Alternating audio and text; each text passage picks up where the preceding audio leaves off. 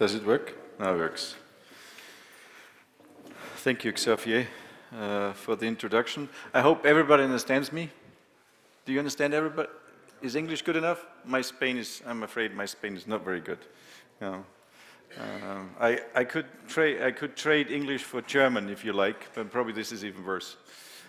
So maybe I stay in English.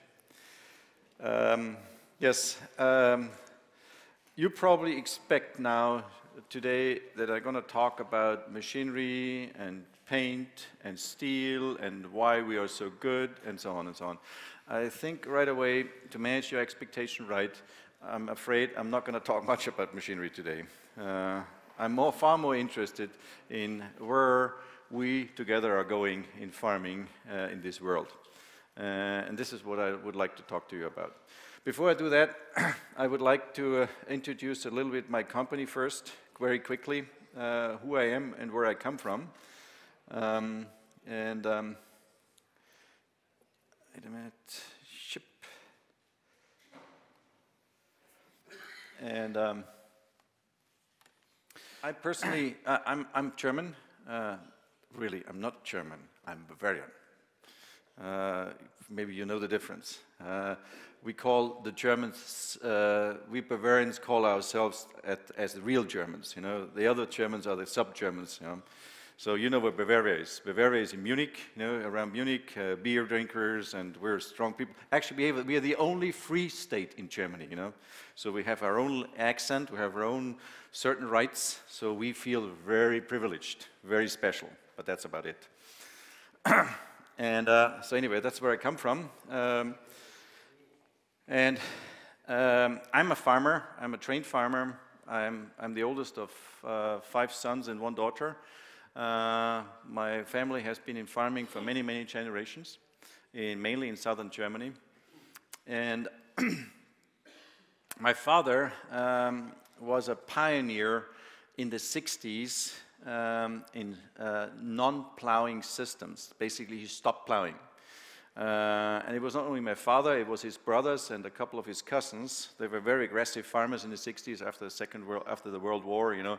The industrialization took place in Germany, and so all the large royal farms, or we call them royal farms, they couldn't afford the people anymore to work on the farms because they would walk away and work in the industry. So all of a sudden, there was lots of land, big farms sitting there, and nobody wanted to farm them. So this was a chance for my father and his brothers to basically get a hold of these farms. Mainly they rented those farms. They couldn't buy it, but they could rent it. And so then they grew their farm sizes in the 60s. Where I come from in southern Germany, average farm size in the 60s was 10 hectares. So they, in the mid-60s, they had around 300 to 500 hectares each of them to farm, which was quite a bit of land to farm. But then they learned rather fast, using a small 35 horsepower tractor and a 2-bottom plow, you don't get very far. Plus the land was lots of stones and rocks and heavy soils, and so they decide, we're going to stop a different way of farming, which we don't know whether it's going to work, but we try it out. We stop plowing. Everybody said, the scientists said, the agricultural consultants said, it's not going to work. The neighbors said, oh, you're going to go bust pretty soon. This is not going to work. But as a family, we stuck together, and so each of us, each of the family members tried to figure out a different way how to make it work, and then we exchanged the ideas, and so this is how we then made this non-plow-based system, or this no-till or minimum-till, no-till system work. And this is started in the 60s. I was the oldest. I decided, I had 4 more brothers. They also decide, this is the farm where I grew up, where my brothers grew up, that we decide we're all going to be farmers. And not only that we're all going to be farmers, if we're going to have a farm, I want to have a big farm, and I want to be a no-till farmer. I knew that there was no machinery available, so okay, it doesn't matter. Well, if there's no machinery available, we're going to build the machines ourselves. So this was the dream of a 15, 16-year-old back in the 70s. So my personal history is not very nice. School has decided that they couldn't deal with me anymore with the age of 15, so I had to leave school. So there was no way to go to university and whatsoever, so I decided I'm going to go on my own. I walk away. I go to North America and try to become a farmer there because in Germany there was no land available in these days. Didn't take very long, about 2 years. I came back in the end of the 70s for a short stop at home because I wanted to immigrate to North America again, but the government of Germany didn't give me the permission to leave the country. But in the meantime, I heard my brothers, my father and uncles talking about, oh, somebody has to come up with an idea about a seeder that can put the seed underneath the straw. You know? And so I had this idea, as long as I was working in farms in North America, I had an idea. Coming back, I said to my father, hey, I have an idea, I want to build a machine. And my father said, hey, go ahead. And then my uncle found out, and he said, what, you're building a seeder? Build me also one. I said, do you know what I'm building you? He said, I don't care what you build me one. You know? As long as somebody does something, do it.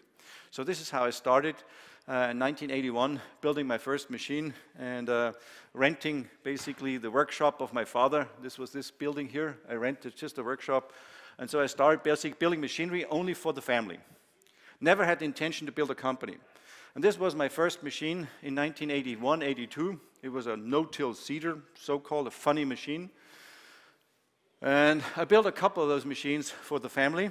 And then I decided, hey, I was 21 years old when I built my first machine. I built it all myself, drawn it up all myself, had never learned anything, ever taught everything self-taught. And it started to work, maybe not very good, but it worked. And I said, hey, this is maybe a way to make money to then buy a farm. So that was the plan. So this was basically the plan to start a small company, producing these machines and try to convince other farmers to stop plowing, buy this machine, and go into a min-till, no-till system. The problem was, the family was big. I sold quite a bit of machinery to the family, but once everybody in the family had a machine, I talked to the neighbors, and the neighbors said, we're not interested. We're not going to stop plowing. No, we're not going to take this risk. So I had a nice plan, but all of a sudden I found out that plan would not work because there was no business. So I had an idea, but there was no customers. And so I had to figure out ways how to convince one farmer after another farmer to change his cropping system, to change his mind by visiting our farms at home, where I came from, walking the fields, looking at the fields for 15 years not plowing, that they could see, oh, it works, that then slowly, one after another one, would start to buy a machine from us. It was very hard marketing work. And we call this educational marketing. And what I'm doing today is still the old way, what I did 40 years ago from a need. Trying to convince farmers first to change their thinking before I try to sell them a machine. And so this is what we're still doing today, only in a bigger way. And it didn't take very long. The tractor we had, the biggest tractor we could buy was a John Deere 4430, maybe some of you know it, 150 horsepower, and then we tweaked on the fuel injection pump, and then we blew up the engine, and Uncle blew up the engine, and we said, hey, this is no good, we need a bigger tractor. So a year later, I built my first tractor. It was a 3-wheel tractor, 350 horsepower. It was a self-propelled seeder with very low ground pressure, and we caught a lot of attraction with this tractor. When we went to farm shows, there was lots of people coming to our stand and say, oh, look at this machine. But nobody wanted to buy it. They all looked at it. You know? And so anyway, I'm not going to go through everything we built in the last 40 years because then you must stay here for 2 days to go through all these products. I just want to give you an idea where we come from and what drives us. It's not the machinery side. It's basically looking at the crop farm, at the cropping system as a whole, and trying to be more efficient and better at it. And then that way develop machinery. It's not the other way around. And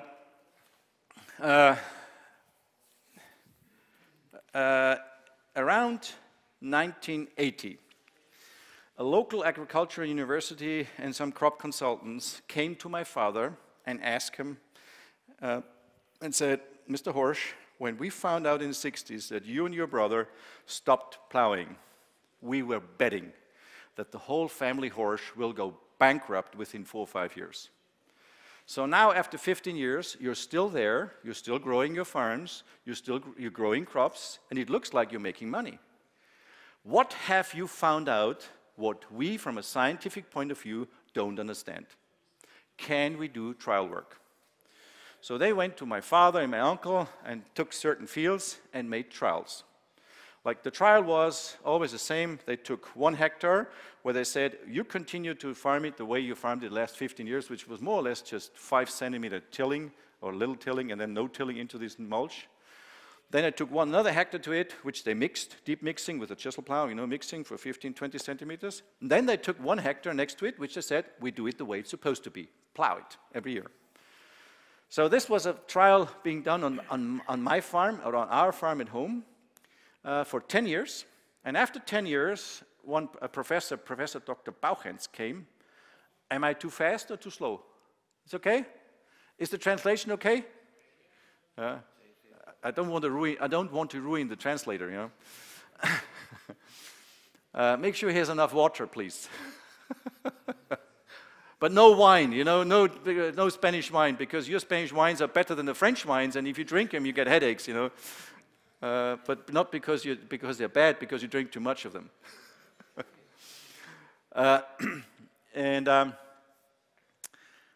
So after 10 years, this Professor Dr. Bauchens, he came with a couple of students, and square meter by square meter, he took formaldehyde. You know the chemical formaldehyde?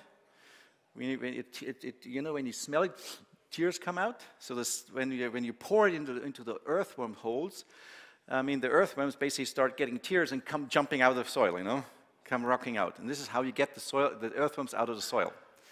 So, and the outcome was basically, they found out when you plow, this is how much you have. When you min-till, this is how much you get. And then the way my father farmed was 4 times more earthworms than what the plow did. That's what they found out after 10 years of plowing. For me, as a young entrepreneur, this was the proof that I'm going the right direction, that I have to save the world of farming by convincing farmers, stopping plowing, and working on healthy soil. Because the earthworm is nothing else than an indicator for healthier soil, for more humus, for more organic matter, for more bacterial life, and whatsoever. So I knew with the age of 25 or whenever that was, because I was already going, that I had a vision, and this is a proof of a vision. So today, my company is still based on this vision. After 40 years, we still have this vision in our company. The vision is healthy soil and highly efficient farming. Bring this together. And today, to make it quick, we are in modern seeding and tillage, probably by revenue, #1 in Europe, by revenue, based on this vision. I just want to get the young people here. Never start a business without a vision. Vision is a bet. You can lose a bet, you can win a bet, but never do it without. Only for money, never do it. Never ever do things for money. Have a vision first. So now, the vision was healthy soil, till today. Just keep that in mind, because I want to build on this. And quickly go through our company today. This is only going to take 2 minutes. I don't want to stop too much on this. Today, we're a worldwide company. We're selling our equipment in those countries, in North America, a lot of it in Eastern Europe, in Western Europe, which is our biggest market, some in South America, some in Africa, Australia. So we are all over. But we mainly deal with larger farms, larger farming operations, and the modern farmers. The company is run and owned and managed by the 3 of us. My younger brother, which is the CEO today, which joined the business in 1995. He's one of the 4 brothers, which I said, you better work with me. He said, I'm not going to work for you. I'm going to be an equal partner. Then I come with you, work for you. Otherwise, I go farming, because he's also a trained farmer. And my wife, she's a trade-in. She's French. I trade her in because her father was the first customer in France. So I trade her in by basically giving her father a machine, and she was a trade-in. Yeah? And so the 2 of them run the company, and I'm the entertainer. This is you remember the old farm back there? This is also the house where I live in. This is the farm where I started, and so we built our headquarters around the farm. But the most part of this piece in here is engineering. It's all over there engineering. We have altogether about 140 engineers, and only on this side is a little over 100 engineers. And those engineers are all controlled between my brother and myself. So every single machine we develop goes through our head, goes through our hands, and goes through our drawings. Every single machine, still today. So we don't let anything happen without us being involved. That means we travel a lot, we do a lot of thinking, and we do a lot of design work. And what's very important is the distance from the bedroom to the engineers, where you sleep. I have only about 150 meters from my bedroom to the engineers. My brother has about 250 meters to the bedroom of the engineers. Why is this so important? Because the best ideas we always have between 2 o'clock in the morning and 4 o'clock in the morning. And then at 6 o'clock in the morning, you have to run fast to stop the engineer. Stop, stop, stop, stop, stop. You're on the wrong track. Let's go the other track. This is what we still do today. I do this for 40 years, and I still do it today. I did it actually this morning. I did some drawings again, because I have some ideas which I sent home already. But when I get home tomorrow, I want to see something in the prototype shop. And we have 4 areas where we're highly specialized. The biggest area is seeding. And in seeding, we have probably, from all the manufacturers in the world, the largest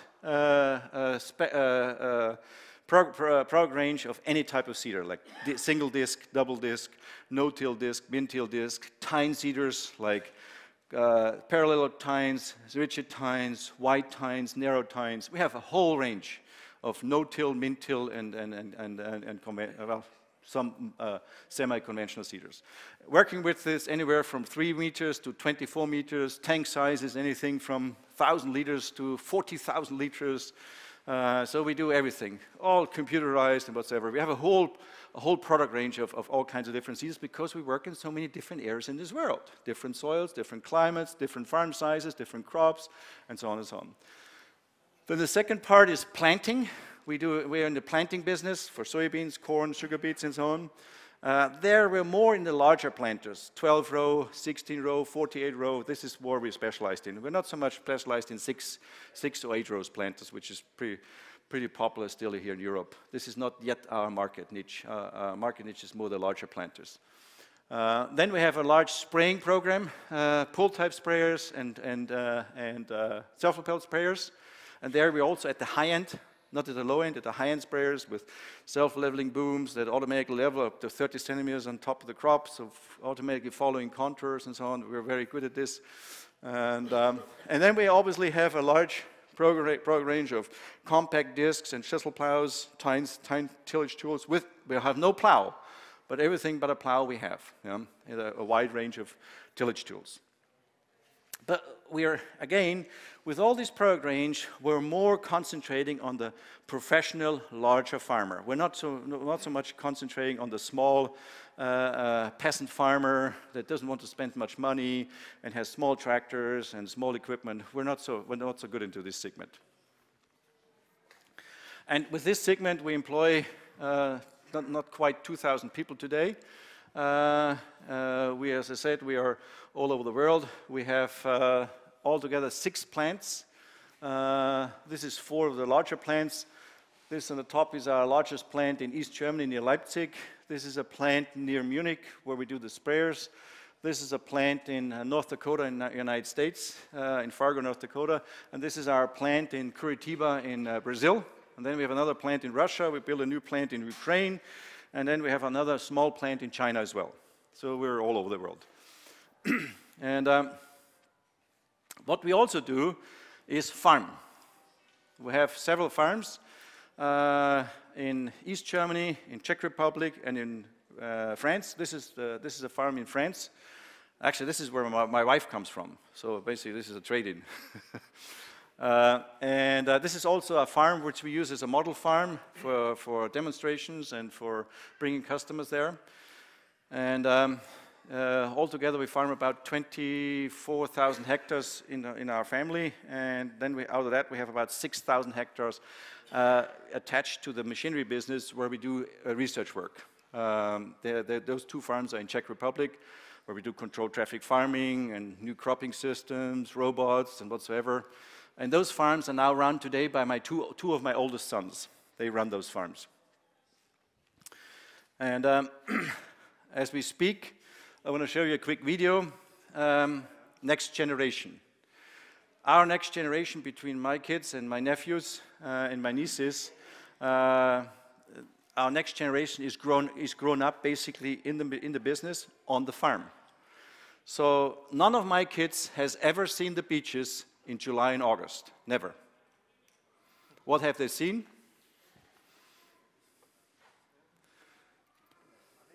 This is, give me.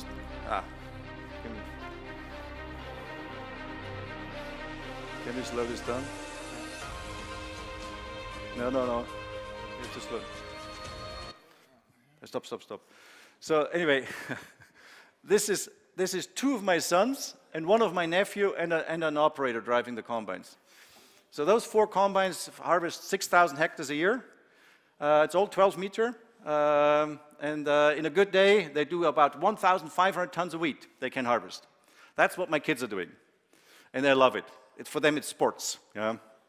And that way, they also train the tractor drivers, because we never have a tractor driver that shows us how to drive a combine. We show them how to drive a combine. We show them how to drive a tractor. We show them how to set a machine. We show them how to put the grease in there. Because never, ever let the tractor driver tell you how this should be done. You know? And this is what my kids are learning today, before they come back and run the business. Hopefully. Well, not hopefully, that's what the expectation is.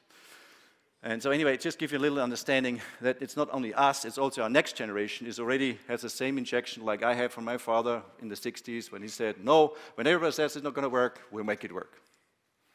So it's as a family, basically, we stick together.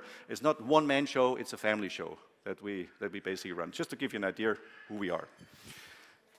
So anyway, now let me talk about what I actually want to talk about to you today. You know this argument, 10 billion people by 2050. You hear this from the likes of Syngenta, from BASF, from John Deere, maybe New Holland also says that. Everybody says it in industry. You know? Oh, we have to save the world. We have to feed the world by 2050, 10 billion people. The only way to do this is produce more and more and more and more and more. So everything we do, we have an excuse. And then, I don't know how it is in Spain, but if you go on the street of Munich, of Paris, of Berlin, and London, and somebody talks to you and you say you're a farmer, and he will right away respond to you and say, what you do is bad. He will not even talk to you. He's saying, bad.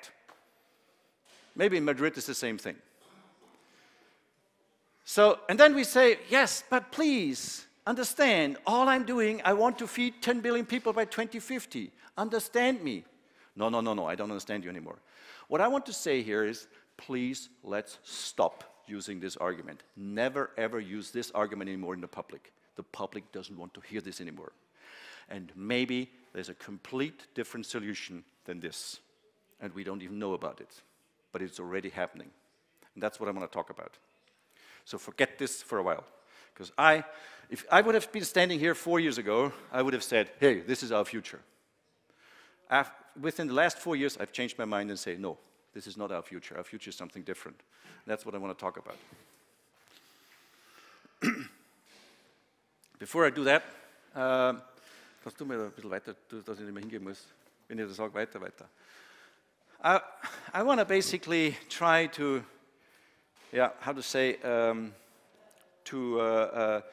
explain a little bit better what's going on in our social media. What is being talked about. I suppose even in Spain it's been talked about. Some things that have been talked about from the public, I call it lifestyle talk. What's lifestyle? No GMO, say no to GMO. It's lifestyle. Is there a proof that GMO is bad or good? Genetically modified organisms? Probably there's not that much of a proof. People just don't want it. So it's lifestyle. Can I say, but you must want it? No, we have to accept it that they don't want it. They may change lifestyle in 10 or 20 years from now, but they don't change today. That's lifestyle. Another lifestyle fact is no to glyphosate. We have a no to glyphosate in Europe now. And it looks like that there's a chance that within the next 2 to 5 years, we have a ban on glyphosate in all of Europe, also in Spain. So we better get ready for it. I don't want to believe it myself, but I better be ready for it if it happens. If it doesn't happen, it's fine. But if it happens and I'm not ready, I have a problem. But it's lifestyle. Go on. A big thing right now in Germany is bee dying. Big thing. If you put in the social media, I talk about bee dying, everybody listens. Oh, yes, yes, yes, I want to listen about bee dying. Now we have the honey makers and the bee protectors basically using this argument not only to get attention from the public, to talk about other things, about glyphosate, about chemical residuals and whatsoever. They don't talk about bee dying, they only say, oh, the poor bees, listen to me.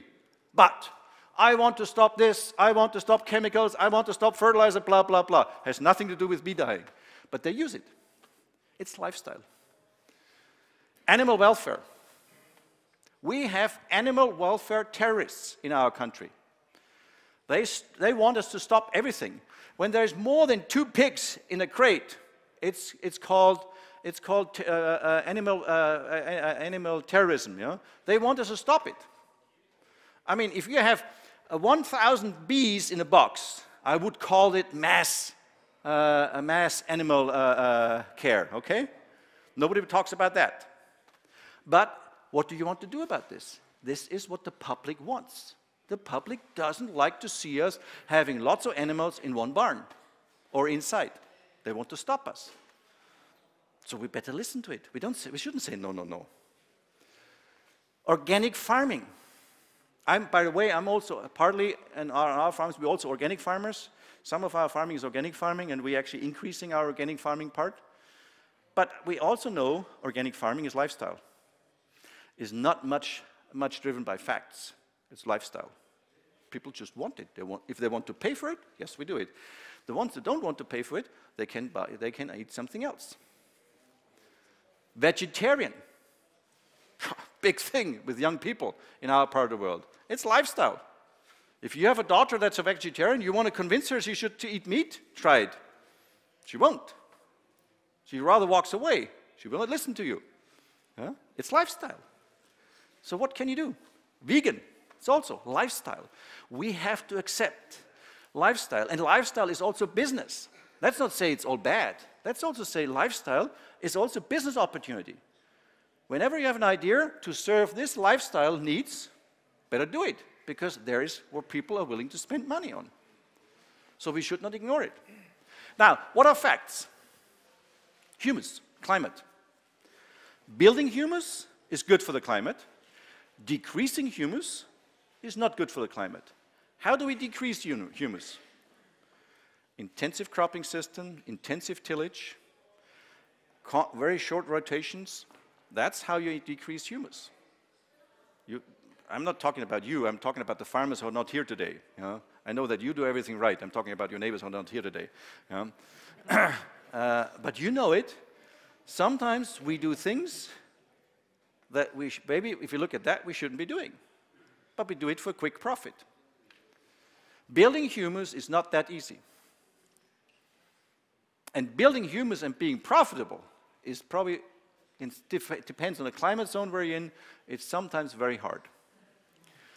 Nitrates in groundwater. You can measure it, and if it goes above a certain standard, a certain level, it is no good for our body and is no good for our health. It's facts. There's nothing we can do about it to say, no, no, no, ignore it. It's facts. High blood pressure is fact.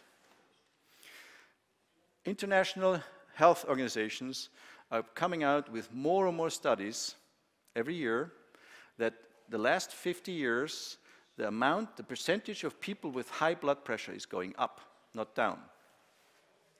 High blood sugar, same thing, is going up, not down. Overweight.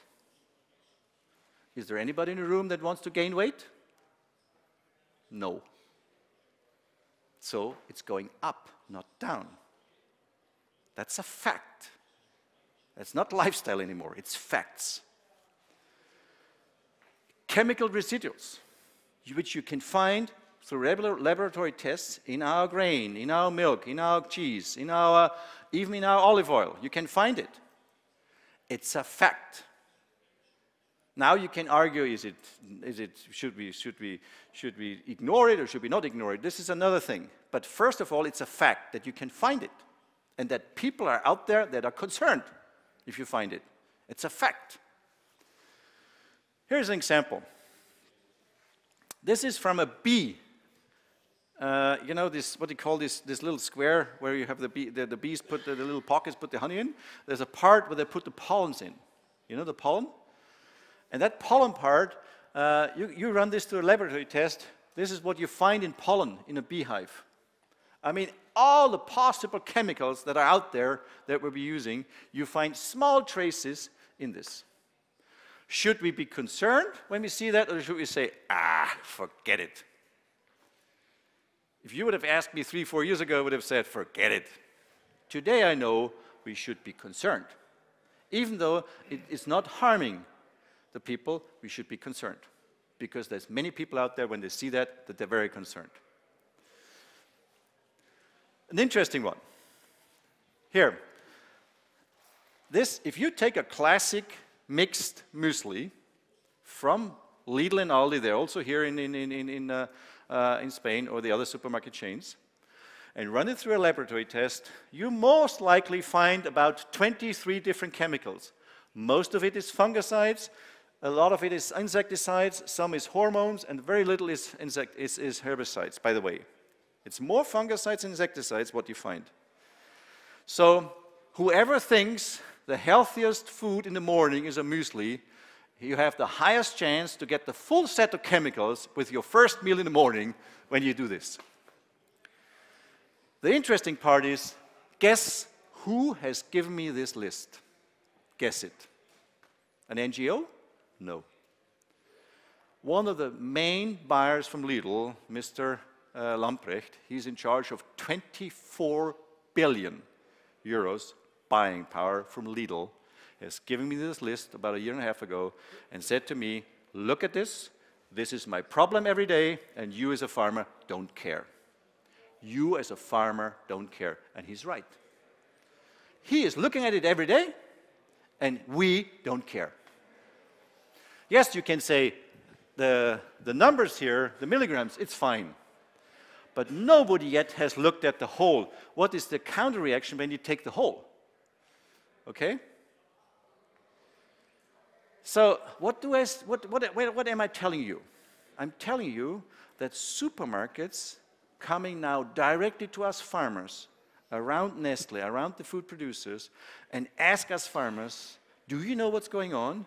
And what can you do to change that? I'm going to talk about this a little later. But what I want to get at now on this list, what is the least toxic product on this list? The least, and by far the least. What is it? Glyphosate. So, but the European public wants to take glyphosate away first, which is the least toxic on this list. Isn't that crazy? But what can you do about it? The social media and the public has decided, we think it's the worst product that's ever been used, glyphosate, let's stop it. Can we do something about it? Probably not. Interesting. The speech I'm doing to you, I've done many, many times. I've done to large soybean growers in North Brazil. I've done to redneck farmers in Iowa, Illinois, you know, in the heartland of North America, you know, America first, you know, people. I've done the same speech. And I have a business there, and I have also a small farm in Bloomington, Illinois, south of Chicago, which I go there in 6 weeks from now, and do speeches like this to many farmers, to real redneck farmers, yeah, real ones, real strong. Me Americans, we know it, you know. Corn and bean farmers. And they listen. It's also interesting. They also listen just like you. They would not say, go away, we don't want to hear this. Everybody wants to listen to this.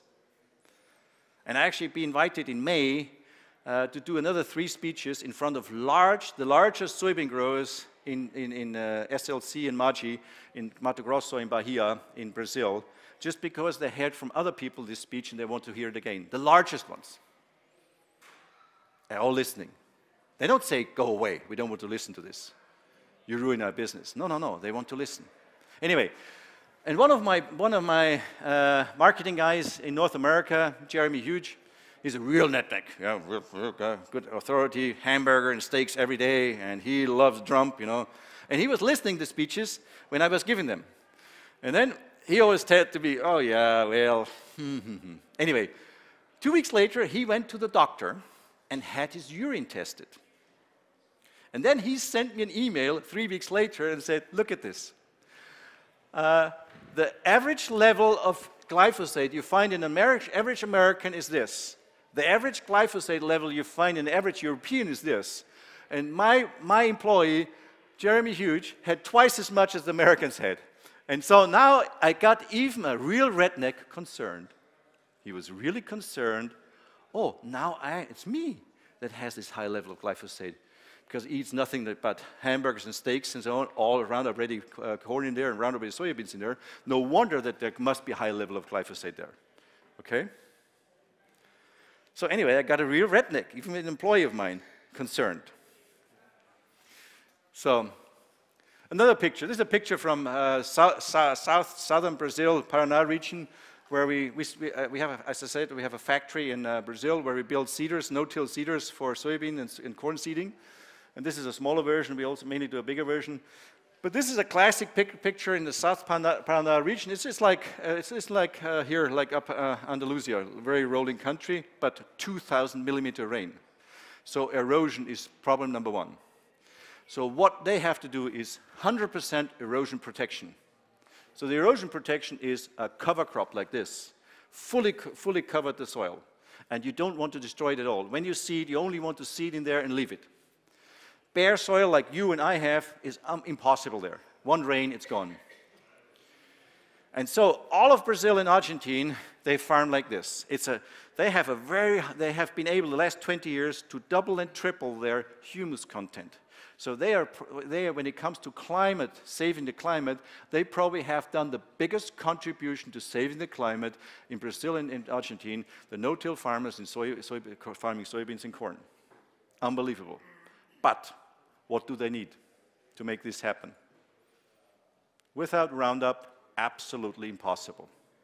So if we ban Roundup in Europe or in the rest of the world, this farming is over. And they have to go back to erosion farming. Let the land erode, let everything erode. So it's interesting what we think, what our public believes, what is right and wrong. Let's start this. Right now, like the wine tests against meat with meat consumers, we're preferred 50-50. Prototype process is already. This was 2 years ago in Silicon Valley. I took my management team there and some of my kids, and we visited several companies in Silicon Valley. And one was this company in near Palo Alto, next to Facebook. Brown. This is a hamburger. Can you do a real hamburger. It's real meat. It smells like meat, it tastes like meat, and when you eat it, it is meat. But you don't have to kill an animal for it. You're Pat Brown. He is the founder. You do something entirely different. Why don't you tell people what that is? But related. Well, right now, I'm the founder and CEO of a company called Impossible Foods. The mission of the company is to replace the most destructive technology in the world, which is the use of animals as a system for turning plants into meat and fish and dairy products, by making the best meats and fish and dairy foods in the world directly from plants. Stop, mach gar nichts. Ja, lass mal. Did you hear what he said? He has a solution for the most destructive technology. Most destructive technology for me is an atomic bomb. For him, it's the use of animals to kill them and eat them. Isn't that interesting? But if this is North America, if this was 20 million or 30 million Germans listening to this talk show, how many of these 30 million Germans listening to this talk would have liked what he said? 1 million or 29 million? More like 29 million. If it was 30 million Spanish people, probably it's the same. So anyway, he's saying something that people like to hear. What I have seen there, I couldn't believe. I got to know him. He's a real cocky American. Cocky, but like he talks, you know. But what he did is facts. Basically what he did, he got the money from Bill Gates, from Mark Zuckerberg, and from Larry Page, you know, the founders from Google and Apple and Microsoft. Lots of money. And basically, he's a food scientist. What he did is he analyzed the molecule structure of beef. And then he said, each molecule I find in a piece of meat, of beef, I should find in the feed that the animal has eaten, which makes sense. So then he did the same study on corn, on soybeans, on potatoes, and coconut, and whatsoever. And then he found all the molecules he found in the meat, he found in the feed.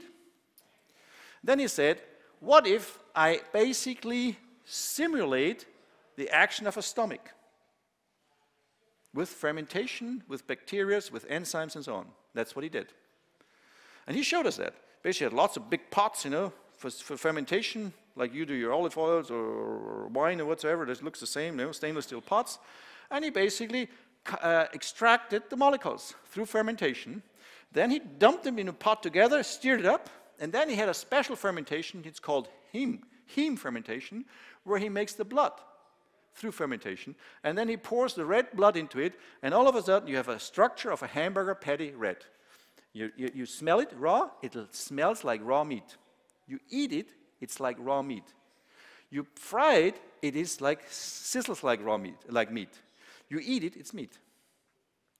And then he said to me, I have a solution for replacing using animals to kill them and eat them by not having completely to stop eating meat, but not having to kill the animals anymore. And it's all organic. It's no chemicals involved.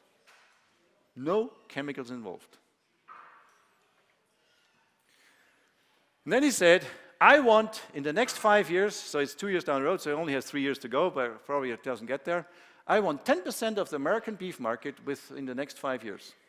10%, which is 35 billion, so he wants $3.5 billion business, which is a little bit tough to get. But I looked at the website, he's moving on. He's moving on because money is no objection. He has all the money he needs to scale the business. Billions of dollars he wants. He has it. So what I'm telling you here is, this is a way to disrupt some of our business. The good news is, they still need soybeans, they still need corn, they still need wheat, they still need potatoes, but they may not need so many animals anymore. That's the only difference. You understand where I'm coming from? And we should take that serious. We should not say, forget it. It's not, doesn't mean anything. I mean, just look at it. Just look at it from a different point of view. Each of you has a piece of glass in front of you or in the pocket. You have one too, huh? Yeah, we're probably the same age, you know? So we're old buggers, you know? And we have a piece of glass. This piece of glass is 500 weeks old. Are you aware of this? 500 weeks only. 500 weeks ago, none of us in this room knew that we ever would take our finger, grab into our pocket, take a piece of glass out, and move the finger around on a piece of glass and have every possible information that's available on the internet on the tip of our finger. If somebody would have told you that 500 weeks ago, you and me, you'd have said, crazy, no way. And now we do it. Now, almost 40% of the population is connected with a piece of glass, 24 hours a day. Isn't that crazy? And where does he come from? Silicon Valley. Where does this come from? Silicon Valley. You with me? So what is Silicon Valley doing with us in the next 500 weeks? If there is a huge, huge business model based on a very simple demand. Again, I asked the question, is there anybody in the room that wants to gain weight? Nobody. Here's the business model. What can they contribute to make us change our diets to not have to gain weight, actually lose weight? And it's not about gaining weight and losing weight, it's about health. Let's go on. Let's go back. You want to still listen to this, or is this too complicated for you? You okay with this? Or you want to drink and have Andalusian ham and so on, you know, and wine? Very good. By the way, it is very good. I can tell you.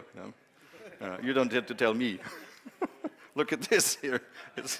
I gained this the last 1.5 days here in Andalusia. If we go back 150 years ago, 150 years ago, this was, by history, if you talk to an historian, this was about the time where lots of farmers became free. There were no slaves from dukes and lords anymore, and that they started, it was basically the start of innovative farming. Let's call it innovative farming, because they became entrepreneurs. 150 years ago, the 3 highest level food products, meat, milk, and sugar, were only available for 1% of the population to have access to it every day. 1%. Not 100%. So your and mine great-great-great-grandfather had an absolute clear call from the public in Spain, in Germany, in North America, everywhere in the world. The call was, produce more and more and more and more and more and cheaper and cheaper and cheaper and cheaper. And what are you and me doing today? We're still working on that call. We're crazy. Because when I ask you, do you want more weight? Everybody says we don't want more weight. Where does it come from? It comes from overeating too much of this. This is the facts. So actually, we are completely stupid. The public in Madrid, in Paris, in London, in Munich is all mad at us. Everything we do is wrong. And we continue to do the same thing like our great-great-great-grandfather does. Produce more and more and more and more and cheaper and cheaper and cheaper every day. It's absolutely stupid. Because what have we achieved? We have achieved that today we have the highest level of people with blood pressure ever, the highest level of people with blood sugar, with high cholesterol and overweight. Those are the modern diseases in modern societies. And the health industry loves us. The doctors, the pharmacies, they love us. The drug manufacturers like Bayer and Pfizer, they love us. Because every day we contribute to more and more fat people that have to go to the doctor. Isn't that crazy? We're absolutely stupid. And then we complain that we don't make enough money. Or no, you guys make money, but we don't. I don't know how you do it, but we don't. You better teach us how we make money. Because we don't make money anymore. So we make no money anymore. Everybody's against us. Everybody says you're bad. So we are not accepted in the public. And yet we have this problem. And we don't do anything about it. Let's go on. There's an interesting article. Spiegel is one of our famous newspapers in Germany. It's like Times Magazine in the States and so on. There was a headline a year ago, in May a year ago, a headline in the newspaper. We get older but not healthier. Says it all. So the health industry does everything to make us older but not healthier. Isn't that interesting? The whole health business, it's a huge business, lots of money involved, huge money. We get older, but not healthier. It's a fact. So now, I'm going to talk to you today now about a new business model for us. Change our business model after 150 years. Because it's about time after 150 years to change our business model. Is that right? And what is the business model? We have to basically drive plant-based food diets. I'm not saying going away from meat. I'm not saying going away from sugar. I'm not saying going away from milk. Only reducing. And this is our business for the future. Plant-based food diets. What I just learned the last day and a half here in Andalusia, I'm very impressed about you farmers here, that you are actually already understand where this is going. Almond trees. Why is everybody putting up almond trees? For what? To produce more beef? To produce more milk? Yes, milk, but almond milk, not milk from milk. Or vegan cheese and whatsoever. This is what it is. This is where it's go. Almonds is a clear example for going in the right direction. This is one of the future foods one of the foods for the future, because it drives a plant-based diet. Quinoa? What is quinoa? You guys start to grow it. Same thing. Goes exactly in this direction. You're ahead of us. That's exactly right where it's going. Let's go on. So our future, gotta go on, what? Our future is healthy people. That's our new business model. My business model for 40 years was healthy soils, remember? And that's what I talk to my kids about. I say, if you take over the business from me and you base the business only on earthworm population and healthy soils for the next 40 years, you're probably going to lose the business. You have to, this is only the base of going for another new strategy, another new vision. Healthy soil is the base to actually build on the next level, which is called healthy people. And that's basically what I talk to my kids now. I say, if you want to continue to take on the business, please understand that the next vision you must understand, you must carry by free will is we do everything we do from today on that we make people healthier, which is the opposite of keeping people alive, what the health industry does. And making people healthier has only to do what you put in here. I have to give you an interesting story. Are you still with me, or are you getting tired here? You okay? Good, okay. Maybe you say, this, I don't want to hear this. I use a lot of times the train in Germany. There's a simple reason, because I lost my driver's license, not for drinking, because the car was going too fast, not me. Huh? And so, okay. So anyway, 2 weeks ago, I was sitting in a train, and across me, there was a nice elderly lady sitting across of me. And we started to talk to each other. Elderly was the same age as mine. Okay, then I said, also I'm older. And I started to talk, what do you do? Okay, she was a professor, a business professor on the University of Freiburg, and she lives in Frankfurt, and she goes back and forth by train. And we went on and on. And then the question came, what do I do? And now listen to this. I've done it not the first time, I've done it many times. Then I said, okay, Mrs. She's a very smart lady. Now I'm going to get you. I didn't say that I was a farmer. I said, I'm only interested in your health. That's what I want to base my business model on. She looked at me and said, huh, what is it? Are you a doctor? Are you a nutritionist? I said, no, I never went to university, so I cannot be a doctor. I'm a farmer. You are an organic farmer. No. I'm a conventional farmer, and I must tell you right away, I'm farming in a very big way. And also, I build big machinery. No, I don't want to hear this. Now, I thought you're a very nice person. Now you tell me you're interested in my health, and now I can't believe anymore. I cannot believe this anymore. But now I'm curious. Now I want to listen to you.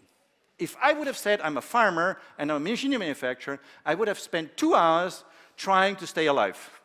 She would not listen to me. But because I said to her, I'm interested in your health, she would still listen to me. And it's not the first time I've done that. And then I did the same story like I did to you 150 years ago, sugar, milk, and meat, blah, blah, blah. And after 1 hour of talking, I have still contact with her.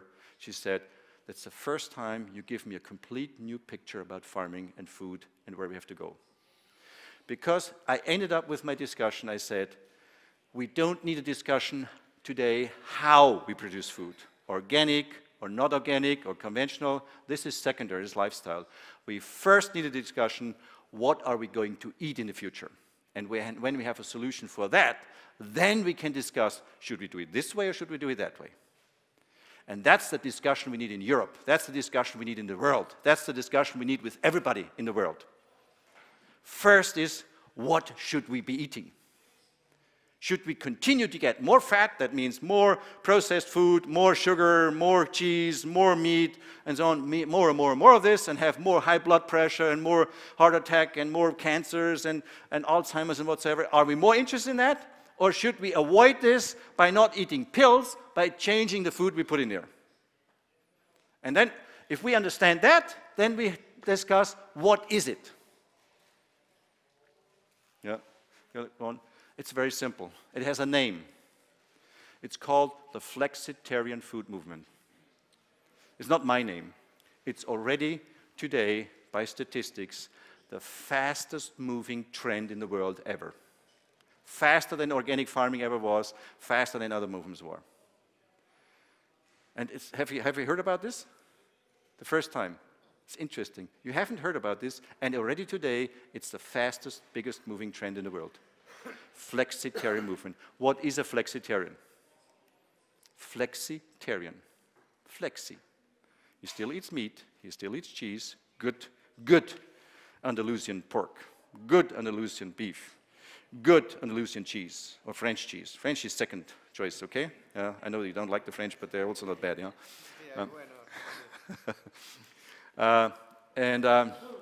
But not so much. Instead, you eat more almond milk, Quinoa, whole grains, whatsoever, pulses. You understand? This is what the movement is about this. We have exactly 1 billion hectares in this world of cropland. Cropland for corn, for soybeans, for rice, for wheat, for all the crops we harvest with the combine harvester. Yeah? 1 billion hectares. 600 billion we only use to produce what? Feed for animals. Corn, 90% of the corn goes into feed. 70% of the soybeans goes into meat. 50% of the wheat goes into the meat. So 600 million hectares goes into the meat. If this movement is going in the right direction, which it is, because it's already accepted, I'll give you some arguments in a minute, it means that pretty soon we are not growing 600 million hectares of feed for the animals. We might be growing only 400 million or 300 million hectares feed for the animals. And instead of that, we're growing more almonds, we're growing more quinoa, or pulses, or whole grain wheat, or whatsoever. New crops, which we eat direct. That's what's going to happen. And why am I talking about this as not only as a farmer, also as a farm machinery manufacturer? Because I have to change my business. So it has influence on cropping systems. What are we going to grow in the future? We need different seeding tools. We need different tillage tools. We have different rotations. We need different crops. Has ever anybody in this room thought why Bayer is a German company, has bought Monsanto? Why? They have nothing but problems. Problems over problems over problems. $66 billion for a company that's only, the revenue is 18 billion, so 3 times the revenue, and the last 4 years the profits were going down in Monsanto, they still paid 66. Plus they have lots of lawsuit cases where they probably pay another 10 billion on top. So it cost them maybe 70 to 80 billion by the time they own Monsanto. Why would Bayer ever do that? To know this, you have to study Bayer first. Where is most of the money coming from in Bayer? Drugs. Keeping people alive, not making them healthy. If Flexitarian movement is the biggest movement in the world, probably the chief executive from Bayer should understand that there's something changing. And maybe I'm investing in the future Not in more drugs. In what? In different plants. Because what is Monsanto? The largest seed company in the world. It has the biggest seed bank of all kinds of plants in the world, which you can produce new foods. New plant-based diet foods. So that's what they're banking on. But you cannot tell this to the public. Because if you tell this your shareholder, the shareholder says, you're crazy, you're killing your existing business. I want quick money, quick money. I don't care about the next 20 years. So you have to do something what the shareholders don't like. It's called disrupting your business. Is Bayer the only one doing this? No, they're all doing it. Look at examples. This Flexitarian movement, can we go on? So interesting. This is the CEO of Danone. Danone, you know Danone? Danone is the third largest dairy processing plant in Europe. Look at his face. What do you see? A fat person with a big cigar, like Rockefeller. You know, I'm the big boss. What do you see? You see a well-trained body. He's skinny. So he personally believes in something. What does he believe? In a healthy body himself. And he's the boss of Danone. And he's a rather young person.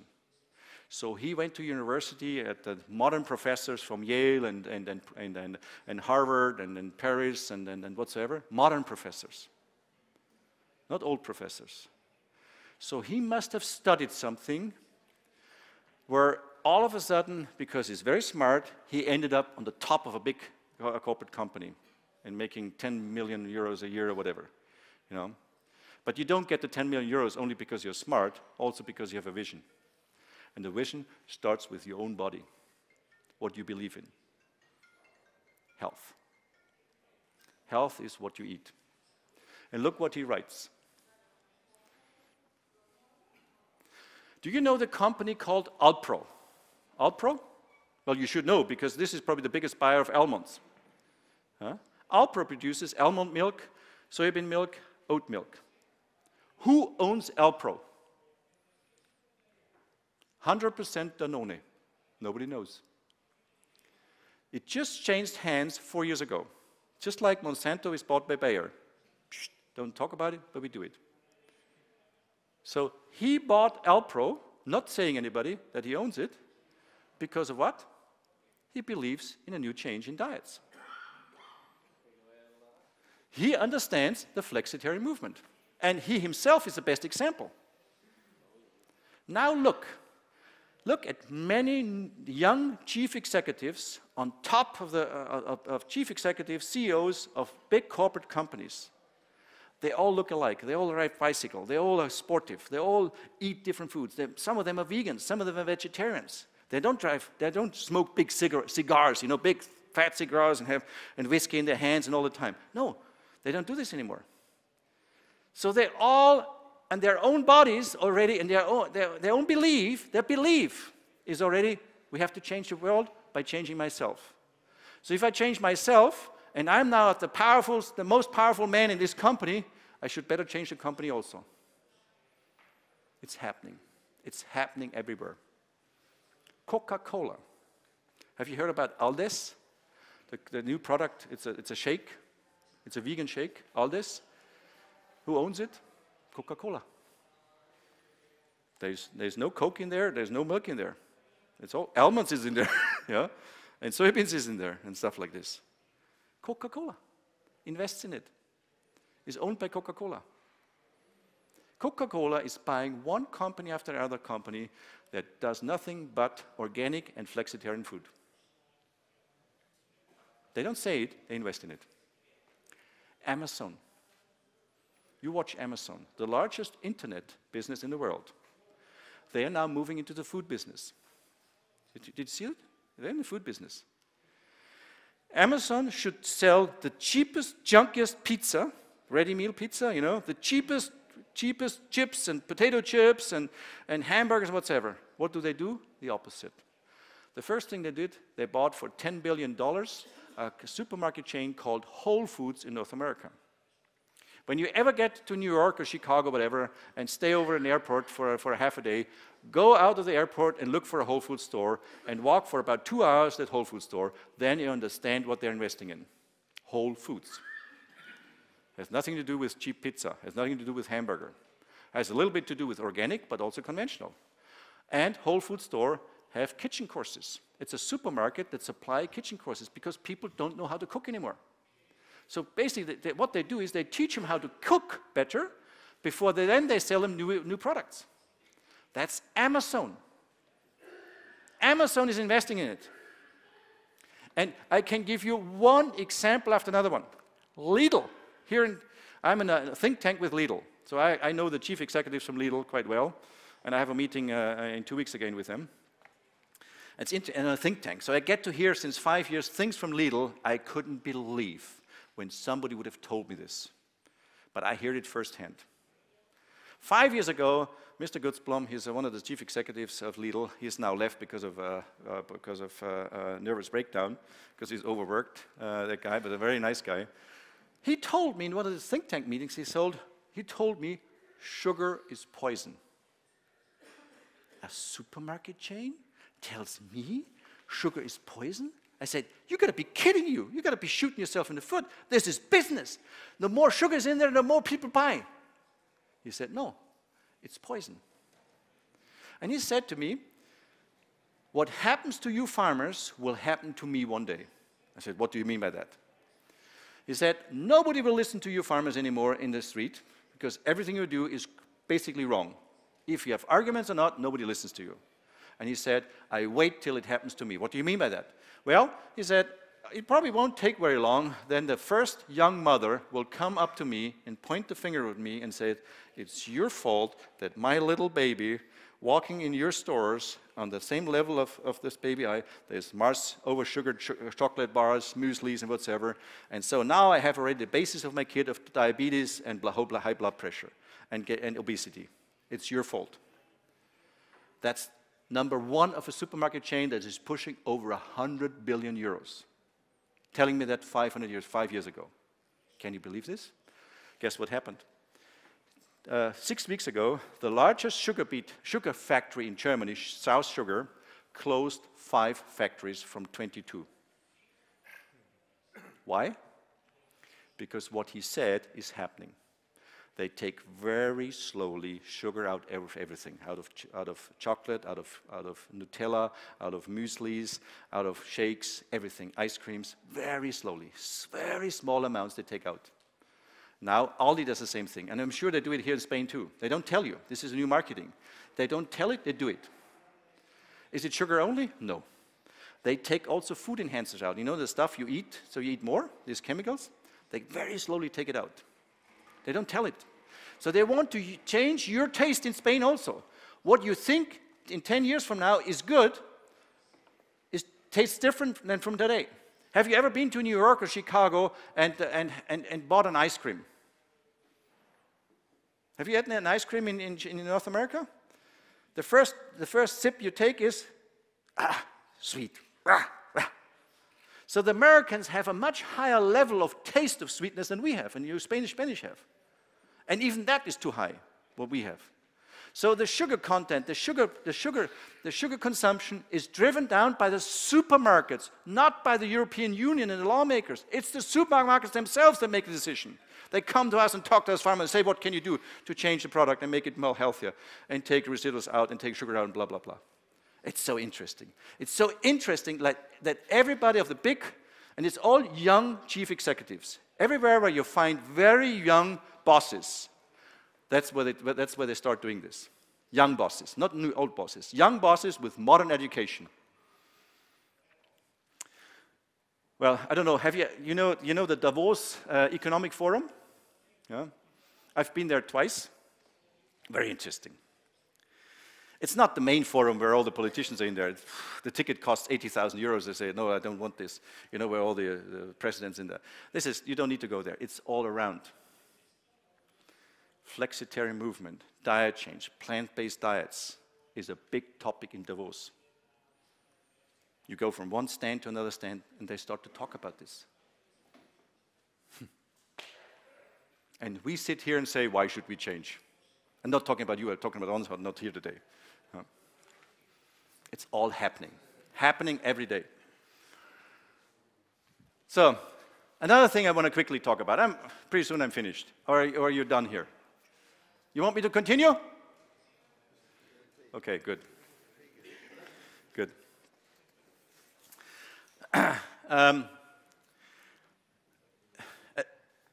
You know, we have this lifestyle business called organic farming. It's lifestyle. And probably it's also happening here in Spain as well, that you have a certain percentage of public that wants to buy organic. It's an interesting thing we're just learning in the last 6 months in Germany. Again, it's Lidl. Lidl that's done the first move. Lidl signed a contract with the largest organic farming group, Bioland, in Germany 6 months ago, by basically taking their products into their supermarket stores.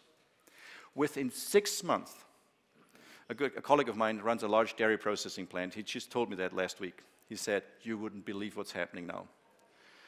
I couldn't believe that the demand of organic milk is going up like this. But what Lidl does is he takes the price down a little bit. He doesn't sell it for the full price, what it's sold on the organic market. He sells it for discount price. Yeah? So now my friend says, I don't know it yet, but I have a hard feeling here that maybe Aldi, Lidl, and Edeka and all the other chains, they are now moving in this direction. They say, why don't we only offer organic milk, fresh milk, and no conventional milk anymore? If there's enough supply. Not demand, supply. It's a supply problem, not a demand problem. Because we can change the people's mind. But just take the price down a little bit. Why can't you do this for other products? Just take the price down a little bit, and then all of a sudden people start to say, well, for this little more money I buy it organic. Not every store, but most every store. So again, it's the supermarket chains that all of a sudden can drive things completely around in a different way where we said, it never will happen. It happens. But anyway, organic farming, to me, is only one option, and I told you already, it's a lifestyle option. If we all of us would go organic farming, we pretty soon will run out of fertilizer, organic fertilizer. Because where does it come from? Because we already start, for our organic farm, we start to buy chicken manure in Holland, 500 kilometers away, and truck it into our farms in Czech Republic, just to have organic chicken manure. So if you do it the same way, and the French people do it the same way, there's not enough chicken to produce enough manure to feed our land.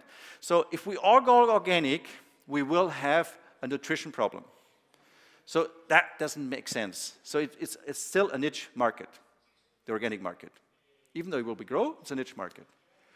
But what we see coming, this is what I do in my company now, we bank or we bet on another trend. We call it hybrid farming. Hybrid farming is basically the mix of conventional farming and organic farming.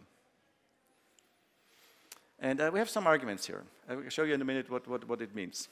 And I think the more I talk about it, I'm not the only one talking about this. There's many other organizations talking about this. They say the most logical thing when we talk about facts, not lifestyle, when we talk facts, facts-driven is hybrid. It makes more sense than only organic or only conventional. So what can it be? Show you some examples. Funny. This is a cousin of mine near Stuttgart. Stuttgart is a very densely populated area with lots of buying power. Lots of people that work till 2 o'clock in the afternoon, have lots of money, then go home, buy an expensive bicycle, and then drive into the countryside. Before they walked, they could only walk 1 kilometer. Now they drive 10 kilometers. Now all of a sudden they're in the countryside where they never ended up to be at 2 o'clock in the afternoon. And when you're out there at 2 o'clock in the afternoon with your sprayer, they stop you.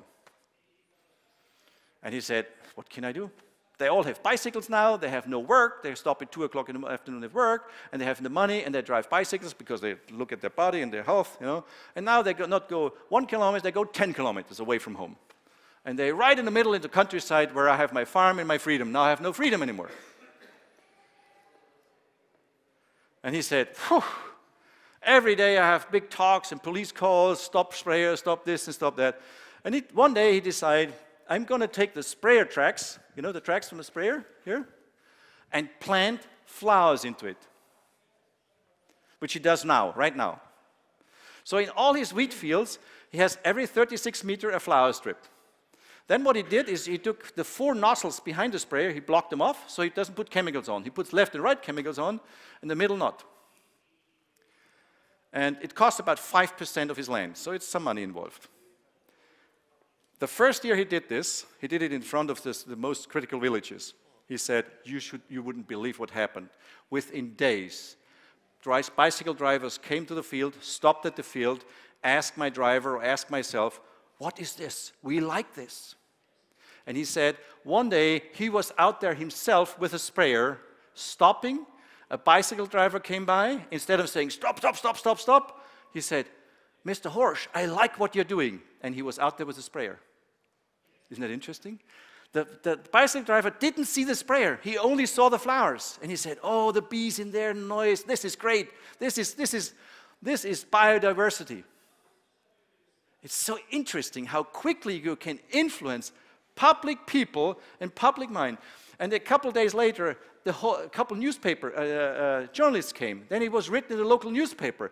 Then a local flour mill came and said, can I produce a special flour called Blütenkorn? So it's conventional corn, but with flowers. And now he says, okay, for the flour, I need about 1% more money to pay for all this. 1% for a flour with a special brand is nothing. 10%, 20% is easy to get. So now he realizes with what he did from a need, and he had no way how to solve this problem, now becomes a new business model. A very interesting business. I don't know how long it goes, but it's an interesting business model. People just like that. Now his neighbors are mad at him because now the bicycle drivers stop at the neighbor field and say, you must do the same thing like Mr. HORSCH does. Stop the sprayer. Now the neighbors come to him and say, what do you do here? I have all the problems. Now he has all the problems. A very interesting project we are right now pushing as we speak. I don't know how far we take it. We call it grain zero residuals. That means we grow a lot of winter wheat, milling wheat, and oilseed rape, colza, you call it. And we try to figure out a way in conventional farming that all the fungicides and insecticides and herbicides we use, that we use it in a manner so nothing you can find in the grain. Have you done this? Just try it. Just take from the combine samples from each field and send it in. By accident, you will find out that certain fields you find nothing in the grain, and next field you find everything in the grain, even though you have used the same chemicals. It's only a day difference. One day it rained, next day it didn't rain. So it's something we don't know yet. But if we would know exactly when we put fungicides on, when we put insecticides on, when we put herbicides on, what is the chance that it will end up in the grain, or what is the chance that it will be decomposed and taken and degraded before it ends up in the grain? So what we do now, we start a monitoring system with our customers where we pay for the sampling. We pay because we want to do tests. We want to do in a big scale monitoring where we say, hey, send us in from each field a sample and the digital history from the field, because we need this too. And then we put it into a computer system and take artificial intelligence and digest it. And try to find out what is it that makes chemicals stay or go away. And I bet you, I presented this to my friends from Lidl. They said, when you have the facts and when you can show us that there's great wheat out there for flour that has zero residuals, this is what we're going to buy and pay you more. They only wait for it. They say, let's go for it, let's go for it. It's so simple. But we all have to work together on this, because we have the data on our farm, in our computers, but we don't use it. you should start using it. And you should start bringing it together on a big platform and digesting it with artificial intelligence to come up with, whenever you make a treatment, you first push the treatment into the system and find out, oh, with this weather, with this humidity, with this wind, and with this stage, if I do this in this treatment, use this in this chemical, be careful, it may end up as a residual in the grain or not. And if you do that, then you separate your grains in your bins, zero residual, some residual. Not more protein, less protein, zero residual. This is probably the future. It's all about, I'm giving you examples about how to go about hybrid farming. Or other things, like we build large cultivation equipment, because sometimes we have herbicide resistances, like sulfonylurea resistances for blackgrass in wheat. We cannot control it with chemicals anymore. So we plant wide rows, 25 centimeter rows, and we cultivate fast, 12-meter wide machines fast. It's actually cheaper than using a chemical, but we still use fungicides, we still use fertilizers, so it's not organic farming, it's hybrid farming. And we save money, and we don't even drop our yields down. We're going from 15 centimeters to 25 centimeter yield, row width. It has maybe a 2 or 3% yield difference, but I don't spend all the money for the chemical, which is also depressing the yield. So it's very interesting what you come up with when you think about this hybrid way. And the hybrid way, you directly talk to the supermarkets, talk to the food producers. They love this word, and they only want to see the results. That's business. I quickly want to go through one more topic, but that's one I want to do very quickly. Because this is something I created quite a bit of grief in our industry the last couple of months with my colleagues from John Deere, from New Holland, from Amazon, and whatsoever. Because I made a comment early this year in the public. I said, digitalization in farming is history. And they didn't like that, because everybody's digitalizing, you know. When I said this, I meant something different. I said, whatever we from the farm machinery industry try to sell you in digitalization, precision farming, and prescription farming, made only one money, us, but not you. That's what I wanted to say. Very quickly, I want to go through something now. Let's go through this. Go back. Very quick, I show you something. Some of you, yesterday we talked about this, but I realized that you were interested in it, so maybe the other colleagues are also interested in it. We have quite some farmland ourselves in our family, and we do a very intensive benchmarking with large farms in Germany. This group is 250 farms, average farm size almost 1,000 hectares. They grow only wheat, rape, barley, and a little bit of sugar beets, so we're all very similar. And this group has a 70-year track record. So for 70 years, we are improving our benchmarking. And the benchmarking is based on, we have 8 consultants. They only work for the group, and each consultant has 30 members. So each consultant sees at least twice a month each of his clients. And he not only goes through numbers, he also goes through cropping systems, chemicals, varieties, which machinery to buy, what costs more, what costs less, and so they know everything. The interesting thing is, when you do every year we get together and do a benchmarking where we compare each other. And this is the final sheet. The final sheet from 100 sheets, from a huge spreadsheet.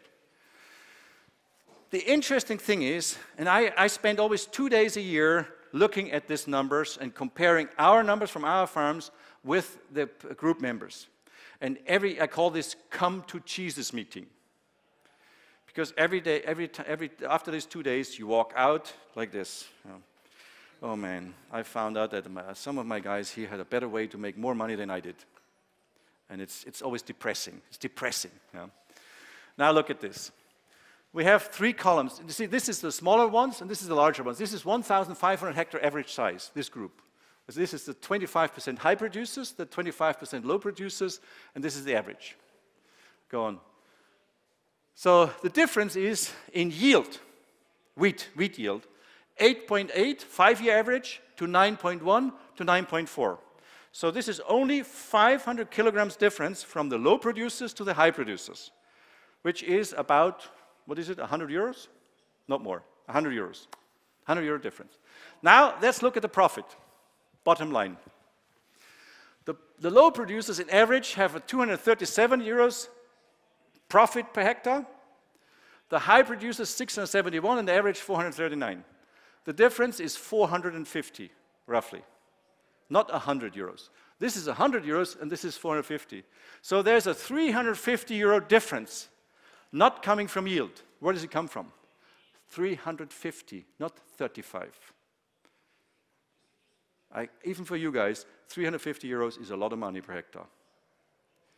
Growing the same crop, doing everything the same, having crop consultants going back and forth and sharing best practice from every farmer to every farmer. So every farmer in the group knows exactly what to do, what to learn from others. And why is it for 70 years still the same that the difference is 450 euros? It's always the same. Let's go on. I'll show you a quick chart here. This is a 5-year profit chart of those farms, of 250 farms, an average profit of 5 years.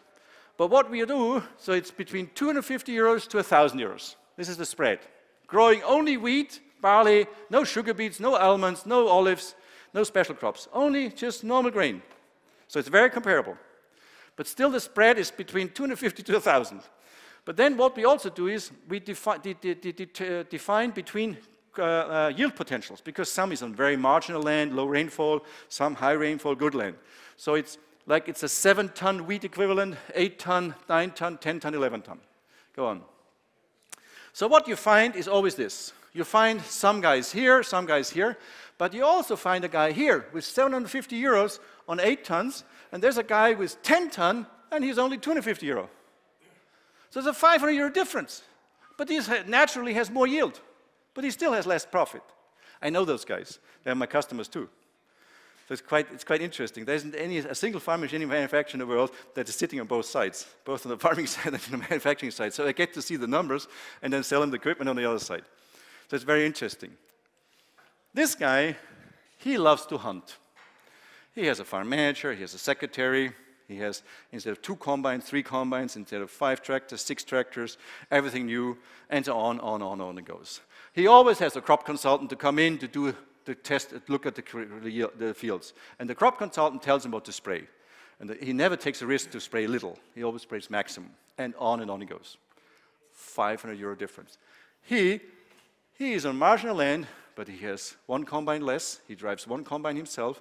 He's always out in the field. He's always checking his field. He's always taking decisions in the field. And he's a multi-talent. Multi-talent.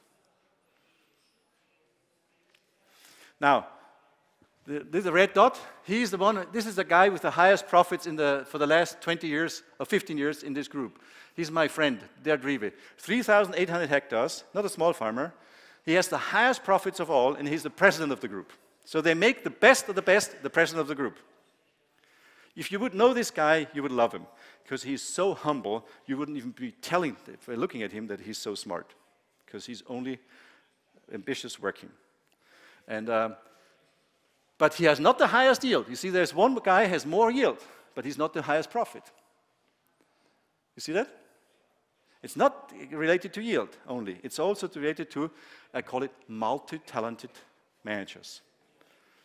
But one thing is for sure, this guy, if I call him now, right now, I probably will not understand him. Why? Is he sitting in the office? He's still in the field.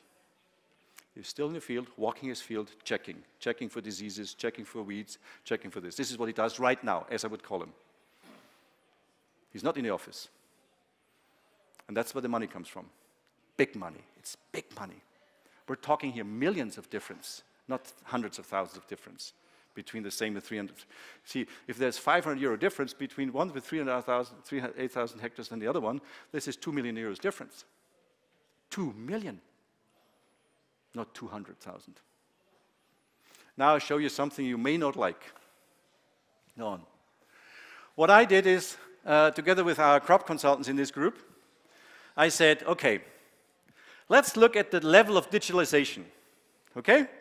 And how do we look at the level of digitalization? It's very simple. What is the storage capacity of the farm computer, you know? Gigabyte, okay? So let's take the low profit group and say they have 100 gigabytes. So what would you guess, 3 times more profits, how many gigabytes must they have? 300, 400 gigabytes, okay? Okay? You with me? Look at the reality. Nothing. That's the reality. It's not nothing. They still have.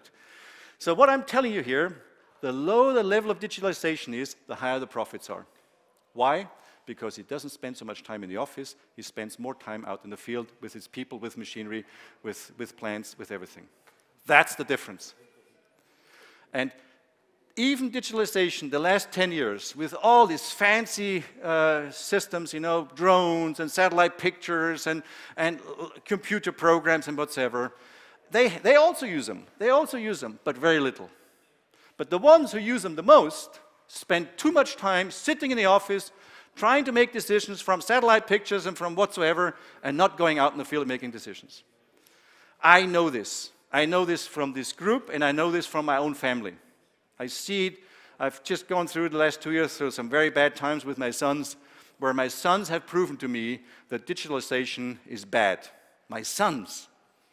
And they took this digitalization level out and increased and doubled the profits. But what did they do? They only walked in the field instead of sitting in the office. And they kicked me in the butt. So that makes you mad. And because it makes me mad, I made this public comment that said, digitalization is over, which everybody doesn't like, from John Deere and New Holland and whatsoever. And so. But you understand where I'm coming from. So anyway, I want to close my speech here. I hope it was interesting for you, and hope it was not too much. And I'm sorry that I didn't show you too many pictures of machinery, because I could show you lots of pictures of machinery, but I think it's about time to finish and to go and start eating, but not flexitarian, good food. Thank you very much.